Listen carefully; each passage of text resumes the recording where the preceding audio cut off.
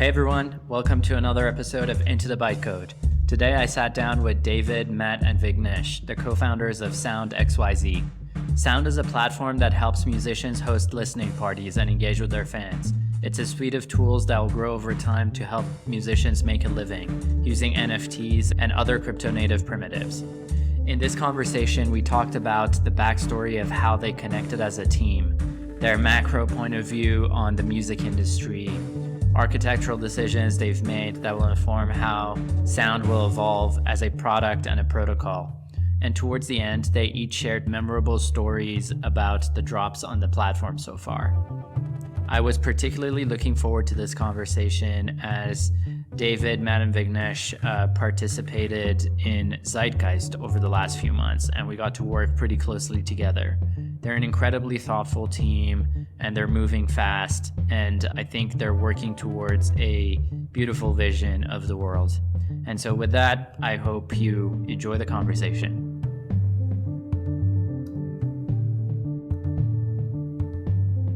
Maybe a simple place to start would be just what is sound before we get into more interesting territory. Cool. Let me take that one.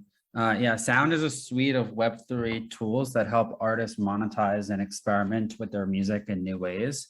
The first tool that we built is the ability to release a song in a fun and exciting way, which we called listening parties. And we released this tool that lets artists upload their song, mint a scarce set of limited edition NFTs associated with that song, and creates a countdown where everybody can listen to the song when the countdown ends. And if the listener chooses to, they're able to support that artist by purchasing one of their NFTs.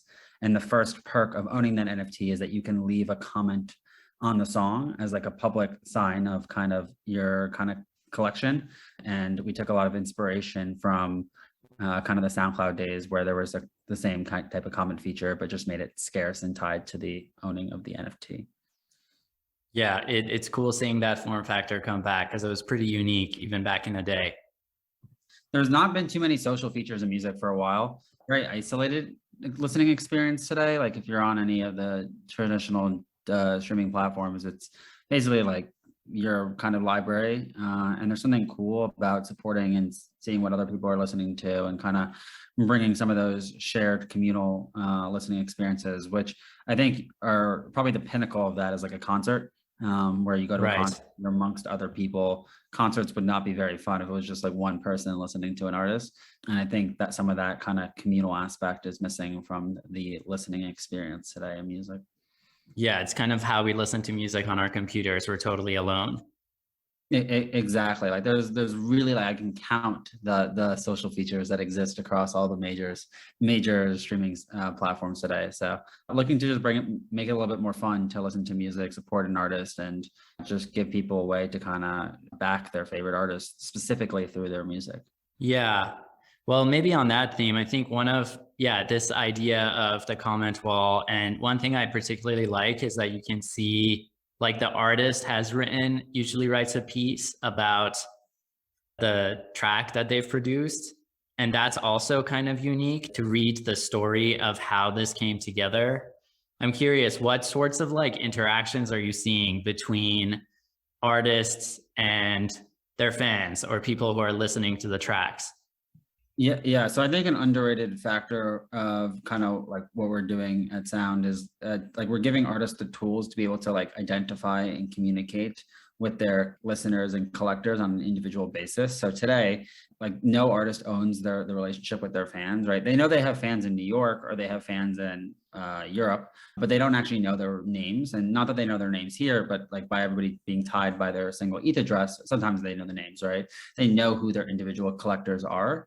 And so we're starting to see like a mix of like IRL and on-chain kind of experiences. I think one is like we've seen people obviously just create Telegram group chats, Discord private channels where they're actually chatting with their collectors and soliciting feedback. Patlock was kind of the first to do the Telegram group chat, who was one of our Genesis artists.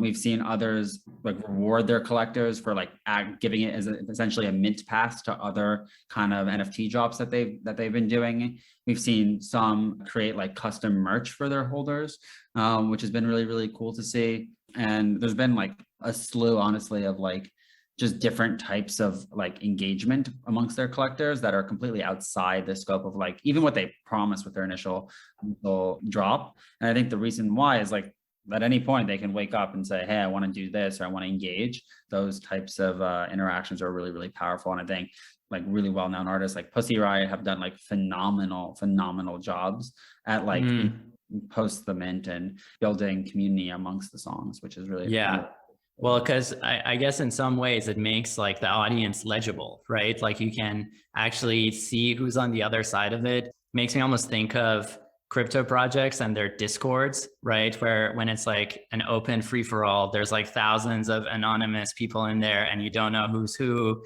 how much they care, like how much they actually know about what you're doing. But then as soon as like someone's shown this level of intent by buying one of these NFTs, there's a certain level of like shared context there. Yeah, I think like recommendations in music have always been like a thing, and we're not at the scale where we're dealing with that yet, but I'm really like looking forward to it from a perspective of like today recommendations are relatively passive in the sense of like, oh, because listen to this song, or Matt listen to this song, like they might recommend Vignesh that song as well. But because you listen to a song doesn't necessarily mean you're a fan of that artist, right? Maybe there's some more explicit actions, like you added that artist to a playlist or saved it to your library. That probably means you like them a little bit more. But I think like collecting the music or supporting them, but through buying the NFT associated with that song is like the most direct form of, wow, this person must really like this song or really like this artist. And the recommendations there of like people who supported this artist, supported that artist, I think are going to be extremely powerful. Super high signal. Super high signal. In addition, you can still do the listening recommendations too, but I think mixing that with something as high signal as like collecting their NFT is going to be really, really interesting stuff. Really interesting. So yeah, maybe bringing in Matt and Vignesh. So Matt, I mean, the impetus for me reaching out to do this was reading your blog post from about a year ago, I think, where you had talked about your journey of going from musician to working in crypto. And I think at that point you were working with the Optimism team, which we were also just talking about, such a like dope, special group of people. But now you've come like full circle and you're working on like crypto and music. Yeah, so I went to school for music and sort of like managed to work my way into the industry almost despite my education, because I went to a 4-year school and got like the traditional music education with some like recording tech classes, eventually releasing my own music and just sending it out to music blogs. This was back way before Spotify, before Facebook pages. So like I, had my MySpace page. That's how most musicians were getting their music out there. And it was like a really good time for musicians. Like it was kind of at a low point for the industry as a whole, because MP3s had like decimated revenue. And I think this was like 2007, 2008. So it was even before iTunes. And so like there was like this long tail of musicians that were starting to get traction through MySpace and through music blogs. And then eventually this website came around called HypeMachine that was really good for my career and a lot of others, including RAC, who we just did a drop for. And when I'm looking back on that time period, it feels really similar to what's happening now. It's almost like Web3 is kind of like reinvigorating this sort of like decentralized music discovery thing that's more like human-centered than algorithm-centered, which really excites me. But yeah, so I had some success. I toured globally. I had a couple songs that I produced make it to the Billboard charts, but I kind of like struggled creatively because I didn't necessarily like want to be a pop music producer, even though I like fell into that success early on. So I tried to like kind of create my own sound, but I had like a lot of varied interests, and tech was one of them.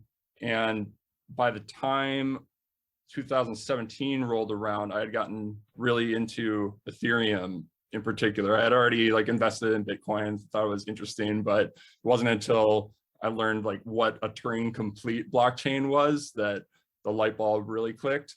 So I obviously got interested in projects like Ujo, and I was following various other things. I was curious about what Spotify was doing, because I think early that year or maybe the year before, bought Media Chain, right, started by Jesse Walden, who's now one of our investors.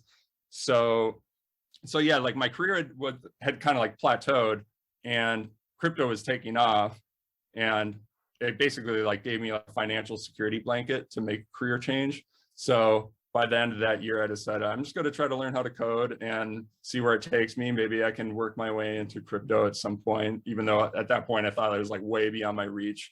So I got some experience working for design agencies, mainly doing front-end development for a few years. By the time so you were kind of like burnt out on being a musician and like that grind of like trying to rank on these algorithmic feeds and whatnot.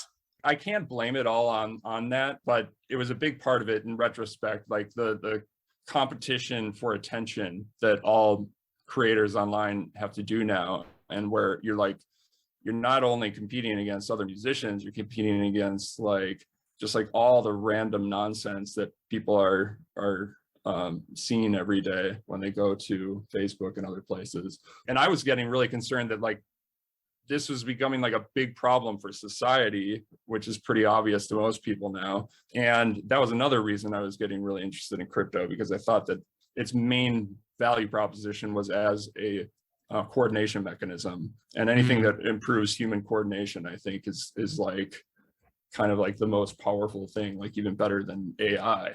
So very high leverage. Right. So yeah, it was just like figuring like I want to learn how to code, because I think it could not only like help me, like my personal finances and career path, but also maybe give me like a better sense of like feeling like I'm having like a real positive impact on the world eventually. And that's why I got really interested in Optimism, because I knew that they kind of had similar values and interests, and were working on like the big scaling challenges in crypto. By the end of 2020, I jumped into their Discord, asked if they needed any front-end help, did like a short contract that eventually turned into a full-time job, and ended up making their front-end interface for their bridge between Optimism and mainnet. But only like a month after I started there, David reached out on Discord, because we're both part of Friends with Benefits. It's like, I'm sure listeners have heard of it. It's like a crypto social token. One of David's core skill sets is really these Discord DMs. It's like the 5th time I've heard of this happening now.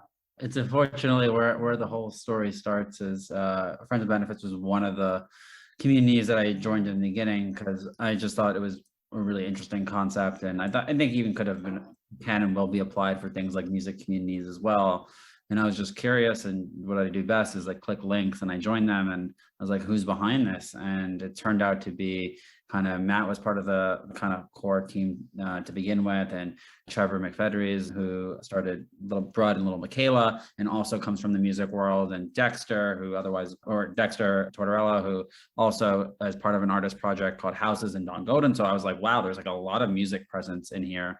This is interesting. And then I just started like hanging out and messaging everybody. And Matt was actually the first person to answer. Matt was like, you should talk to Dexter, and then kind of just like stayed in touch with everybody over the last couple of months, and had kind of run everybody through, because Sound came out of like a multitude of iterations, and kind of the core problems were always the same that we wanted to solve, which is how do we reshape what music is worth and kind of help artists make more of a full-time living off their music alone, and then 2, how do we help artists get their voice heard and their music heard by as many people as possible.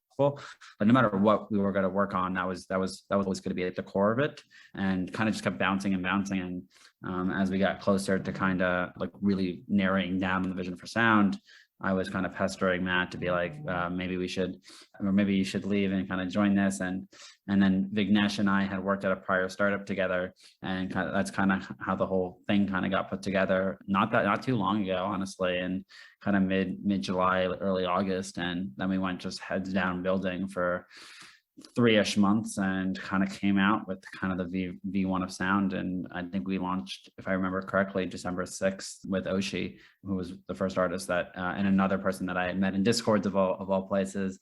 And yeah, it's the whole story is really like, I would say very like Web3 native. It's all happened on Discord.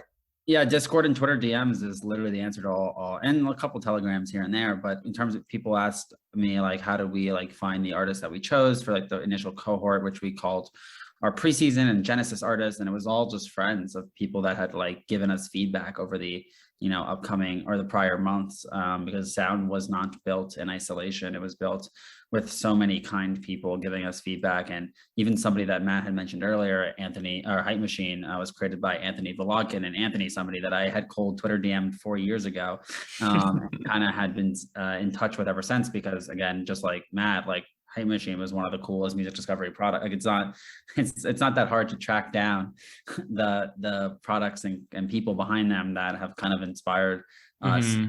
Anthony is somebody that I'm really lucky to call a friend, and has been really, really kind, giving us feedback, and just I'm always, making him as uncomfortable as possible, telling him about how many people he's kind of inspired from, like, just listeners and artists. So yeah, it's been really, really cool to just get so many. I mean, I can't even put into perspective how many people I'd have to thank for why sound even exists in the first place. But Friends with Benefits is definitely very high on the list. And then I also got to give a little bit of a shout out to Party DAO, which is actually how I met Sina, and just a lot of really good friends like Steve Klebanoff and John Palmer and Danny, all of which Steve and John are both angels in sound. And just that's kind of like where we met a lot of our investors, and just from hanging out in the Discord, nothing really came out of that. Yeah, it's just a small world out there. So really, really lucky and the best part was that it's really cool how it's all come together. Yeah, it was all open, and I mean, literally, it's crazy to me that it's all very free. fluid. So Vignesh, maybe bringing you in, what kind of attracted you to working on this problem? Because I know, like, through our interactions, I know you kind of probably had a kind of systematic point of view on like why this is a compelling thing to work on. Like, what did you see here that pulled you in? NFTs broadly are just something everyone's kind of figuring out. I think I've been following the crypto space for a few years, first with Bitcoin, and like the idea there was just, how do we make a non-government internet native money, some store of value that we can all trust without trusting each other? And I think that idea is like, it grows in power as like the distrust in like government or fiat currencies grow. And I think that's kind of like one theme that's just moving crypto along. And then kind of Ethereum came along, and we saw this is like the next evolution of fintech and being able to build all these composable applications without having to rely on people and gate-kept code and data. And for me, this was like kind of the evolution of open source plus financial fluidity. And then when NFTs came is where I had to just feel like I had to drop everything I was doing and figure out some way to get involved. Because now it was, how do you represent just a value for anything and create communities in an internet native liquid way? And I guess the theme of COVID was, it just played so beautifully with this, because there are a lot of artists, especially if you think of musicians, that relied on going to tour, selling merch, doing things very physically in order to sustain themselves and make a living.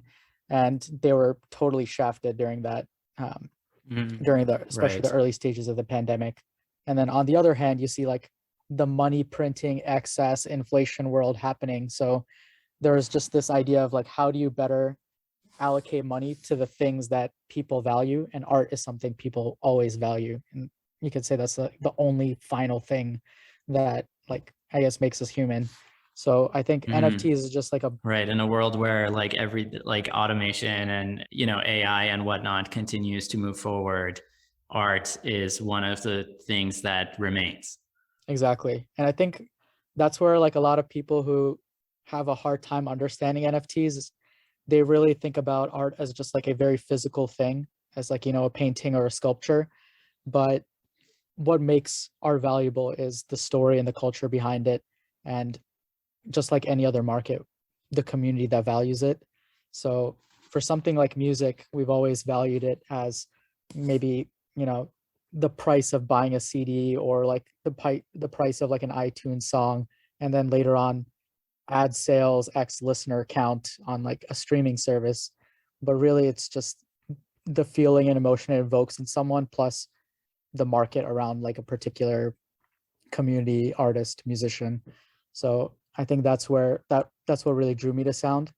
And when David and Matt and I kind of got together, we were thinking, how can we solve two goals? One is just create tools that put the artist in control, that let them have their music heard, and also engage fans and make music patronage more fun. So with those two, it seemed like NFTs were the perfect medium for it. Yeah, that makes sense. Music has always felt undervalued compared to its like cultural and emotional significance. And one of my questions, like anyone feel free to take this, is like you wrote this blog post early on. I think it was the one where you kind of announced Sound, where you talked about the problem being how the business model is structured, the business model of streaming, of each listen being worth the exact same dollar amount. I think you said it was like $0.003, and that this is like the core of the problem and the downstream effects that it causes. And I'm curious, like from an economic point of view, how do you see sound? What impacts do you think sound can have over time? And like, what is the shape of the economic landscape? Like, who are the other players here? How will they react to what's going on here? It's kind of a big question, but I'm curious how you would unpack it. Yeah, so I think getting into it, like what drew me into Web3 was the incentive structuring, right? And I think the fact that everything is on chain and public, it creates a system of fair play, because everything is kind of, transparent. And in music, a lot of things aren't transparent today in the traditional industry. And I think to get into the question directly, the core problems with kind of the streaming services today is not necessarily that they're out to get artists or whatnot. It's more around the lack of incentives and the way that the economic of streaming has been set up. So again, in terms of how streaming works today, there's a fixed price, 0.0034 roughly cents per stream, depending on what service you're on. And that number was determined by the streaming services themselves, and typically in partnership with the three major labels, right? It wasn't determined by artists and their listeners. So the idea that there's one price for streaming and that implies that everybody values music the same is fundamentally bizarre to me. And because of that number, so you basically need millions and millions and millions and millions of streams to make any real amount of money in the current world.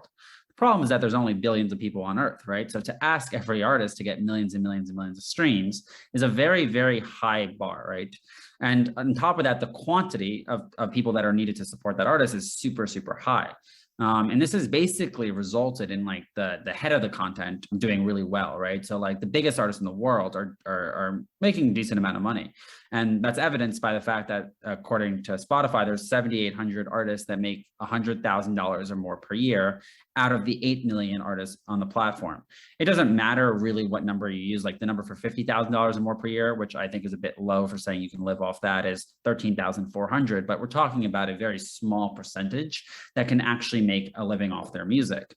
And so what Sound aimed to do is kind of flip that on its head. Like, what if you could make a living off, only 25, 50, 100, 1,000, it doesn't matter what that number is, as long as it's in that range, right? That's much more achievable if you're thinking about how to become an artist, right? And building a community amongst your music. And then from a listener side of things, it's like, well, how can I support artists that I really, really care about? While obviously I think this is something that always gets glanced over, right? The listening in kind of the Web3 music space is free, right? Anybody can listen to the art and enjoy it. And so the support is completely optional. There's never an obligation or from anybody's end to support that artist. And so that kind of just simplicity of anybody can listen, but the supporting is scarce or optional, has created this kind of ability for artists to basically be able to, live off their art in a very small sample size, because we only have been around just under 2 months, right? We've done close to $700,000 in streaming paid out to artists, which is like over 200 million streams, right? Paid out instantly. It's really, really promising in terms of like, if we can turn being an artist into the same level of profession as being a doctor or being a lawyer, right? And make it much more sustainable for just millions of artists to basically be able to make a full-time living off their music alone, then that's kind of the purpose and kind of the mission of Sound. In terms of how the other participants kind of react to this, right? I don't think it's like I think in the traditional world, it's very adversarial here. It's like, if you're not streaming this person instead of that person, right, you're basically taking or not like supporting them. But in the Web3 world, I think part of what drew all of us here is kind of the interoperability, right? So it's like artists are free to experiment with their music in any way, shape, or form. And that might be other Web3 platforms, or it might be in the traditional sense as well. And I think an example of this is like, there's a very real world where Spotify continues to exist as kind of the mainstream listening platform, or the ability to reach the most amount of people from a like eyeballs perspective, kind of like radio has been for the last 30 years.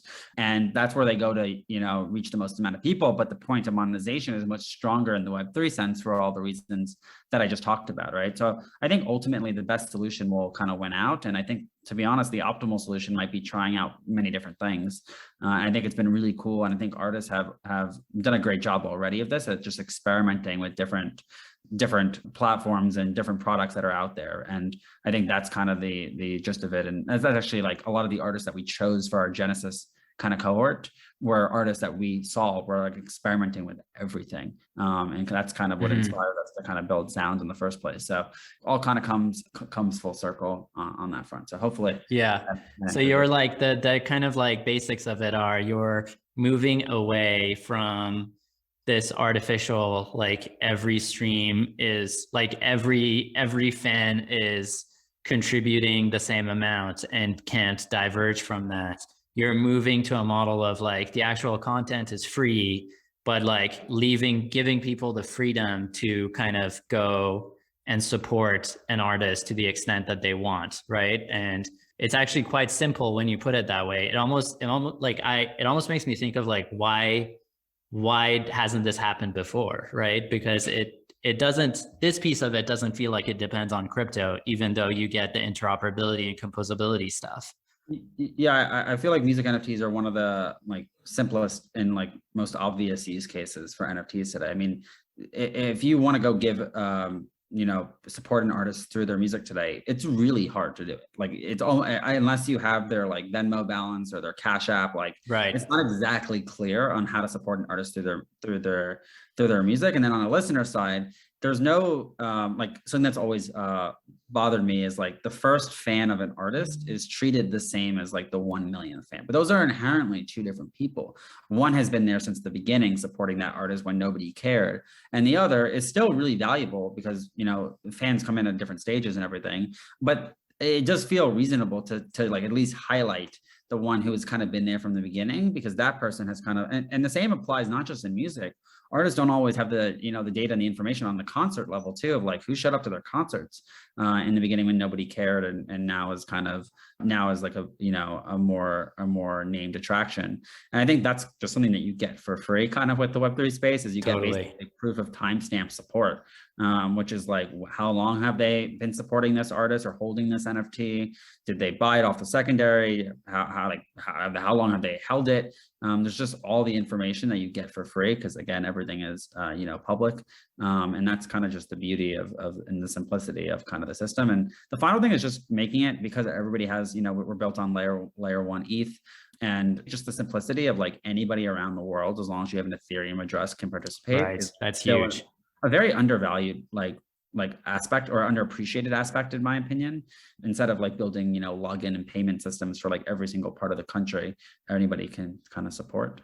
Yeah, you get like global access, and you get liquidity, importantly, like for free, which both increase the size of the demand meaningfully. The other part, more than just like, I think what you mentioned was like, you can build this, the payment aspect of crypto makes things simpler.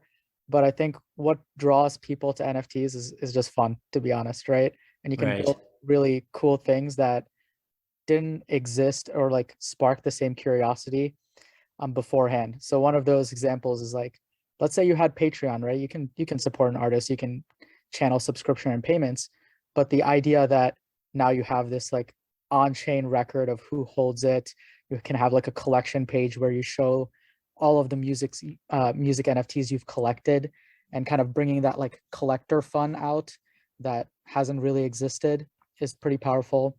And I think also a lot of people tie the ownership of something to their own identity. So you can see kind of from someone's ENS, you can see all the things they've bought. The whole profile pic game has been going pretty nutty. So there's this whole aspect of also just sharing your support with other people that I think is just made more fun with NFTs. Yeah, and then just the fact that it plugs into all of the other crypto ecosystems, so you can just move it fluidly, not be locked in, is really powerful. Because I think, like all the centralized services, they provide they provide great service. Like I use Google all the time, right? But then if you get canceled from Google, you're done. The way our artist services our artist tools are set up is the artist mints their own contract. They sell the NFTs directly to fans. Other than like some metadata stuff that we're going to change, if sound ceased to exist, these things should still exist, and the artist should be the final decider of their relationship with fans. So I think that's the other really powerful thing that speaks to both artists and fans, because with systems outside of crypto, they're beholden to whoever they're using. Sure, Matt has like a lot of thoughts on stuff like that. Yeah, I mean, this last point is like it's one of the kind of architectural decisions that you've made that I really admire, because, in building something like Sound, you have to think about like UX and making it accessible to like a larger group of people. And there are a lot of these considerations, and, some other team facing the same questions may have decided to go a different path and compromise on the core, like who's in control of the data. But like making a architectural decision like this, like each artist having their own smart contract, has very kind of profound downstream effects, right? In like what direction things evolve in. Yeah, I mean, maybe Matt, like how did you guys think about the design of the system, and where do you see it going from here? We kind of struggled with that a little bit, because it was certainly a technical challenge to give each artist their own contract, and it introduces the need to make them, I guess they're kind of independent things, but we decided to make the contracts upgradable, and that's hard to do when you're doing these proxy contracts. But we figured it out, and we think we landed on the right trade-offs. That's kind of a big selling point, like when artists are comparing different platforms, knowing that they will have their own collection on OpenSea and other marketplaces is really attractive. Yeah, and in general, I think our approach is whatever we can do to reduce platform risk and to not create it ourselves, the better. So that's I think the main point is like, to me at least, this was like a non-starter from the perspective of like, we wanted to obviously like undo and like rethink and experiment with like how it currently works today. So today, artists do not own the relationship with their fans. The opposite of that is artists can own the relationship with their fans. How do you do that? Well, artists have to have their own contract, and from there, right, you can start to build kind of different experiences, right? And at the end of the day, Sound is a suite of tools, as I started off kind of this interview by saying. And so the tool is only as good as the artist kind of using that tool and wielding it. And it's whoever wants to build, like the artist could take their kind of contract and people could build different front ends on top of that. And the artist could plug in their artist contract on top, right? And mint different experiences on using some of the kind of groundwork that we've kind of laid down. And so Sound, Sound.xyz is just like the first app built on top of the Sound protocol, which I think is something that is like completely different to how, or hasn't been explored to how music, services work today, where everything is kind of an iron, like a firewall between kind of the like consumer app and kind of the, backend services that are, owned and operated by the same company. So I think that's part of like what we have the ability and the luxury and the privilege of like being able to explore in the future, which I think will be really cool. So maybe on the more personal side, so one of the cool things for me has been just kind of jamming with you all closely, also through Zeitgeist like last year.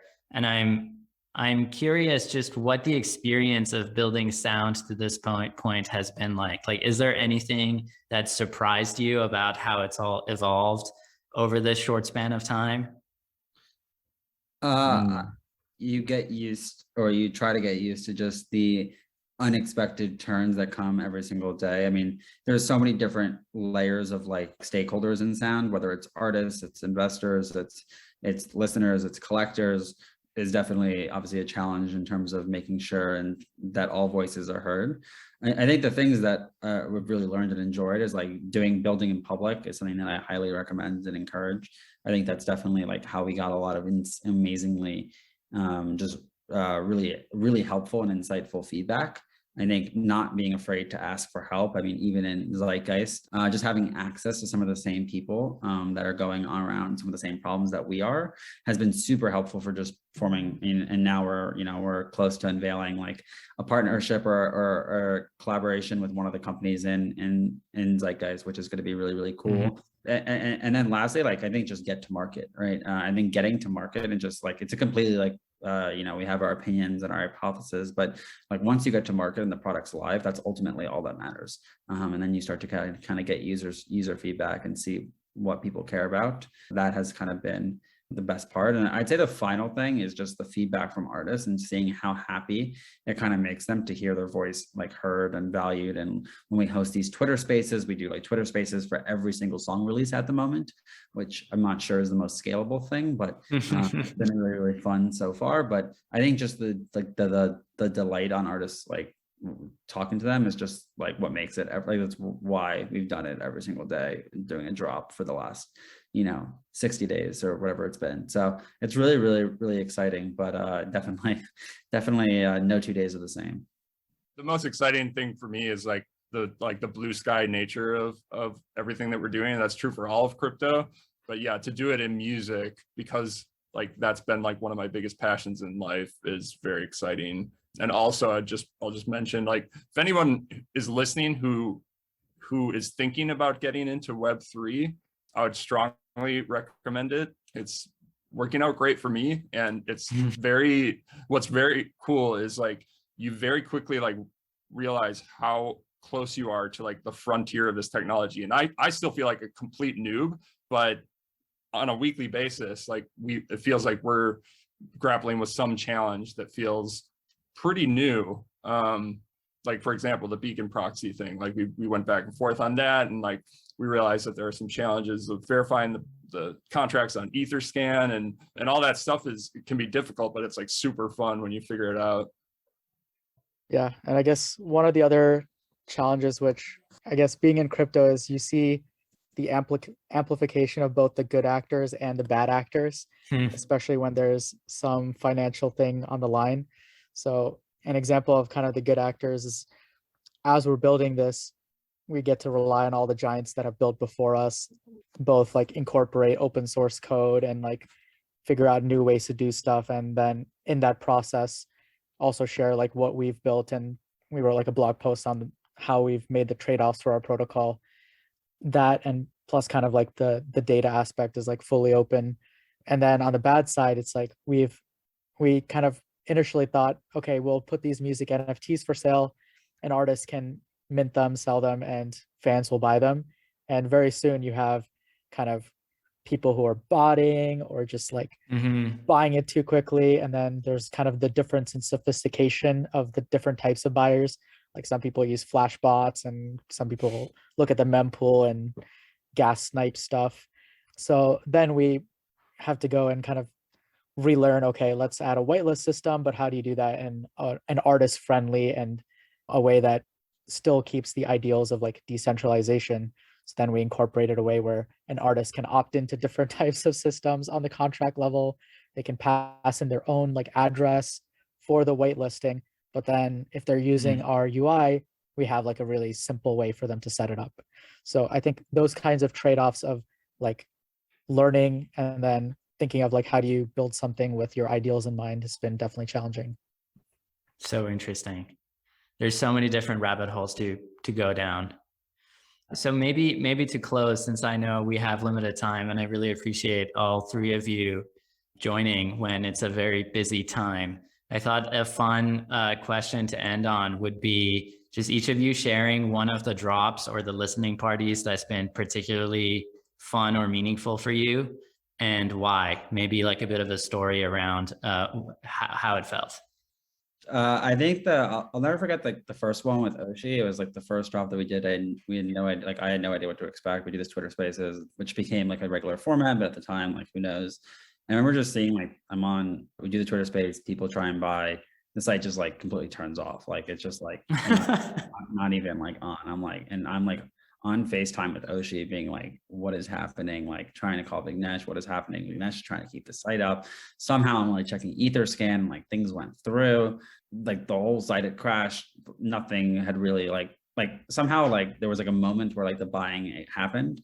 And just like, I forget like the actual number of requests per second we were getting, but some large amount. And it was just like, I was just like, whoa, what just happened? Because I mean, even to this day with Sound, like we've never spent a penny on marketing.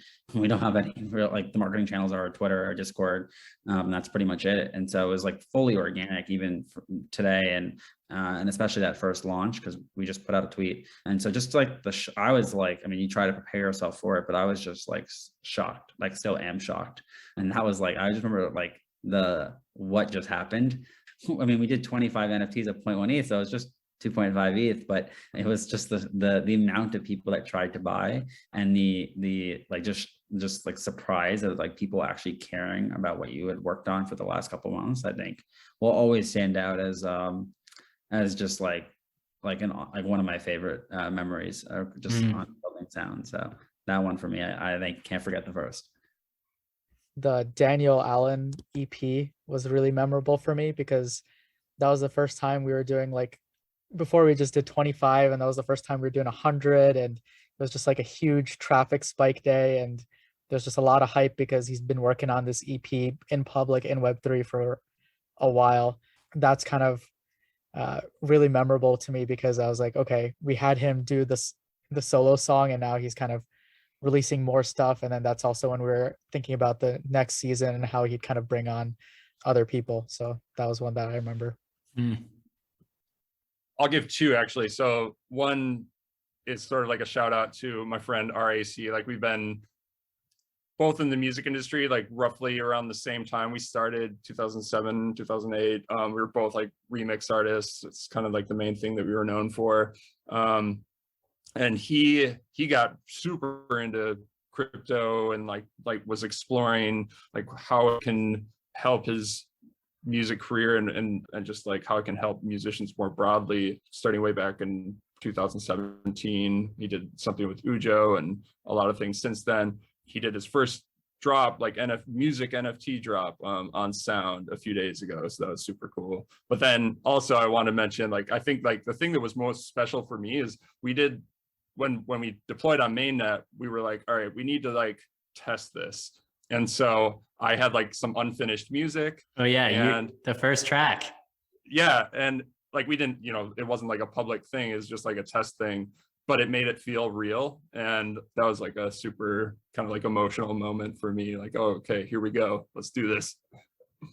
Yeah, I was looking through some of the drops and seeing that the first one was one of your tracks also gave me the feels, so that was cool. Yeah, and it's like unfinished, but it's almost appropriate that it's unfinished. For me, it's like, oh yeah, like this is a work in progress. Yeah, the one of three Gigamesh that I'm gonna hodl forever. It's not for sale anytime soon. I have received a few offers. I mean, not a few, like collectors that have pinged me saying like, can I buy that from you? And I said, absolutely not. It's good to hear. Friendship not up for sale. All right, sweet. Well, it's really fun jamming with you as always. Thanks for taking the time. Let's call it here. Thank you. I just want to say, like, we definitely, as I said earlier, wouldn't be here without kind of your support and Zeitgeist. And I think that, like, not just like the friendships and the relationships that we had made are like still super valuable. So I think from what started as the usual random Discord DM as like just so lucky. And I also would recommend and shout out anybody who can be a part of future Zeitgeist kind of cohorts and programs. I would definitely recommend it because we are using kind of the knowledge and the relationships daily in building Sound. So thank you. Yep. Big +1. Thank you, Sina. Thank you, Sina. Zeitgeist was a pleasure. All right. Until next time.